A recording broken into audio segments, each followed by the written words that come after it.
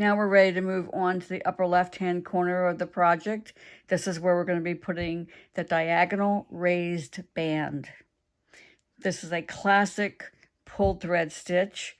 It's a lot of fun to do, and I think you're going to enjoy it. So let's get started. As I started this section, I was very excited about this stitch, and actually I still am. However, I do need to add this cautionary tale before you begin so you can avoid the problem I encountered. I thought that using a hoop would keep me safe from one of the intrinsic problems with pulled thread work, the problem of pulling stitches too hard. Ideally, the fabric surrounding the stitched area will be smooth and even. When I was finished with this section and removed it from the hoop, I was shocked at the distortion I saw. In this photo, you can see how the cross-stitched border is no longer straight. Throughout this section, my tension was too tight. I carefully removed all the stitches. See how the fabric is smooth and even and all the cross-stitch borders are straight again? I restitched the area, and here is the new and improved section. Remember that in all the video you're about to see, my tension is too tight. If you are using a hoop, I recommend that you stop and remove your work from the hoop midway to confirm that your tension is just right. I know you can do it. So, it's time to get your needle threaded and start stitching. As its name implies, this stitch is done in diagonal bands, and as we pull them, they actually become raised. It is just a really nice texture to add to our project. Each stitch is done as per your stitch diagram in 2 steps. We're first going to go from the bottom to the top of the diagonal by doing the uprights, and then we're going to come back down the diagonal doing the cross pieces. Each time we're going to be going from bottom to top of the uprights, and then left to right on the cross pieces. So we need to figure out where to begin our first stitch. From your previously stitched border, this is going to be our starting point. So we are 1, 2, 3, 4, 5, 6, 7 threads from your stitched border to this point. And from the top, we are 1, 2, 3, 4, 5, 6, 7, 8, 9, 10, 11, 12. So 12 down from the top, 7 threads in from the right.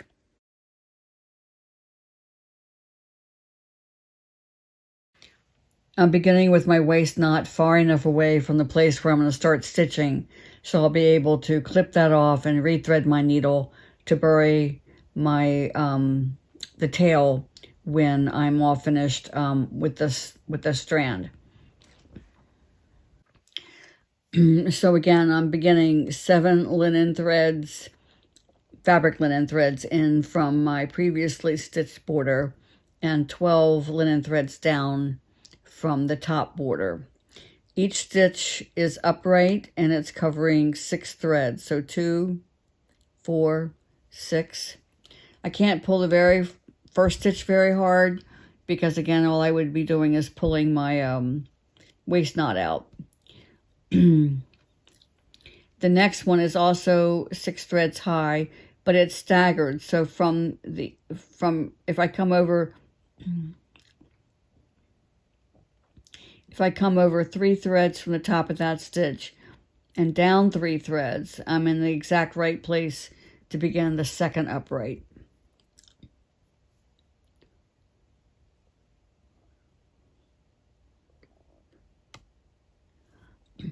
And when you're at the top of that stitch, you should be 3 fabric linen threads unworked between the top of that thread and the bottom of the previously stitched border. Now I'm going to be doing the horizontal bars.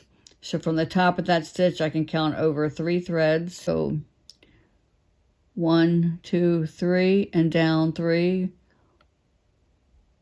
1, 2, 3. Let me double check that.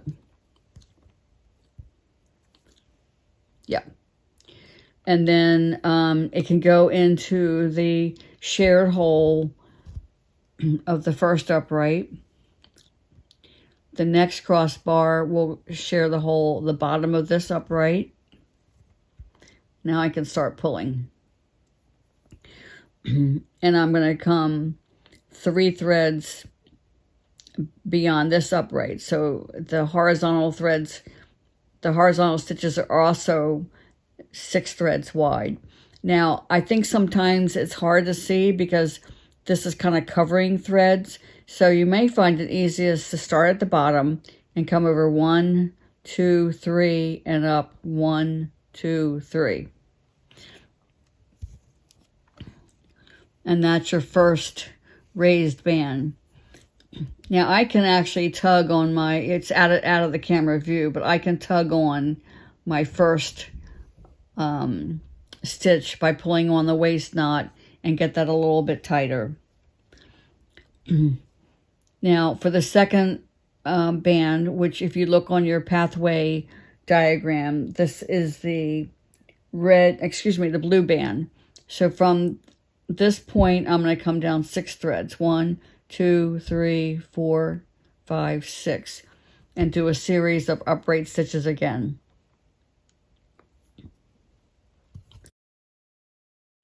This will be the top of the next stitch. So there's 3,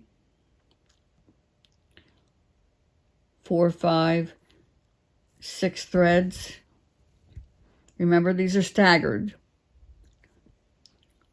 So 6 threads high.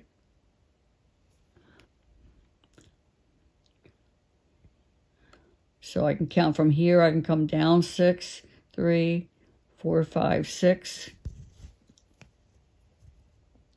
And keep doing the uprights.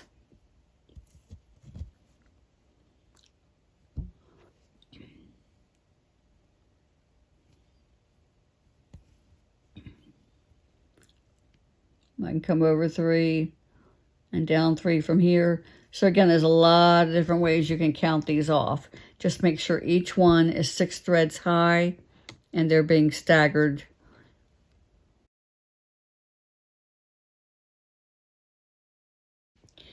Now that the series of vertical or upright parts of the crosses are done going up, now I'm going to go down during the horizontal ones.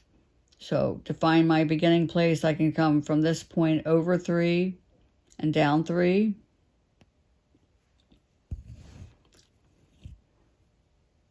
So I really only have to find the left-hand hole. On the right-hand side, I'm coming into the shared hole. For the rest of the journey down, I'm going into shared holes. So from this shared hole into this shared hole.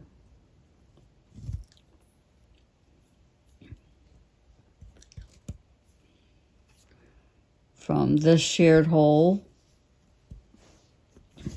whoops, into this shared hole.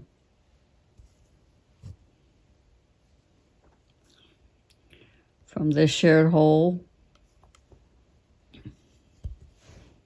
and now into where I don't have a shared hole, but I can find that spot from here. I can count over 1, 2, 3, and up 1, 2, 3 to make sure I'm in the right place.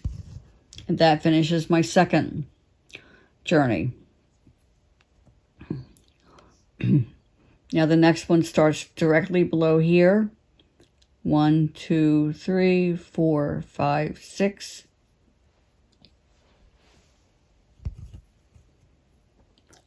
And into a shared hole.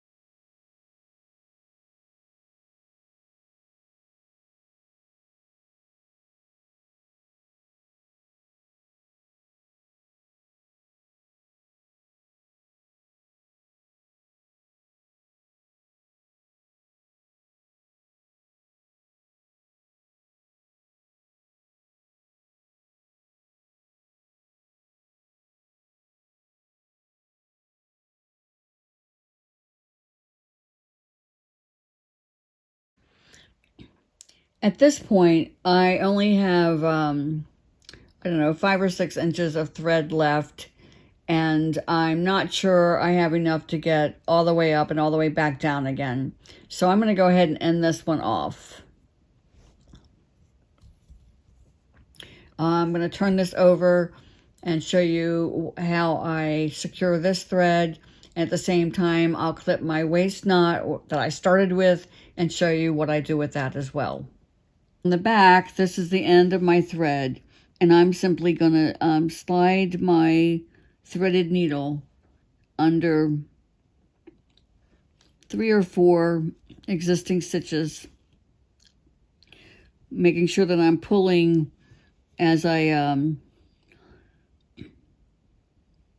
do this, so that my very last stitch has the same pull as all the other stitches. So I've now threaded my needle under these existing stitches, and once again I'm going to cut this off close. And as I have mentioned in class before, if you can see the tips of your scissors, you will not cut the wrong thing, and you are perfectly safe cutting that off close.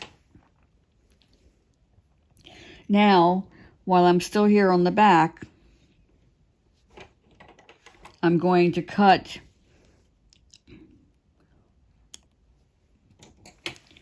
my original waist knot. So this is the thread that I started with that was some distance away, and I can, well, let me get that in view.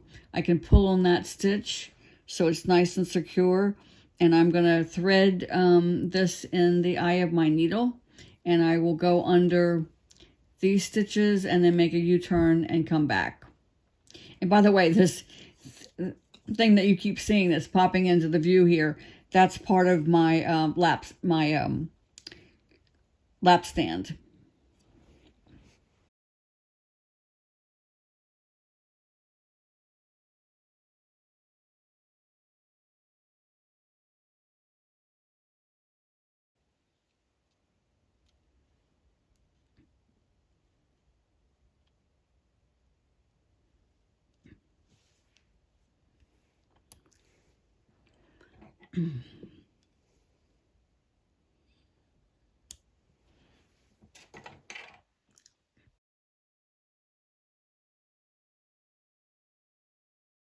Next journey does not begin directly beneath the existing stitch, but instead is offset slightly to the left.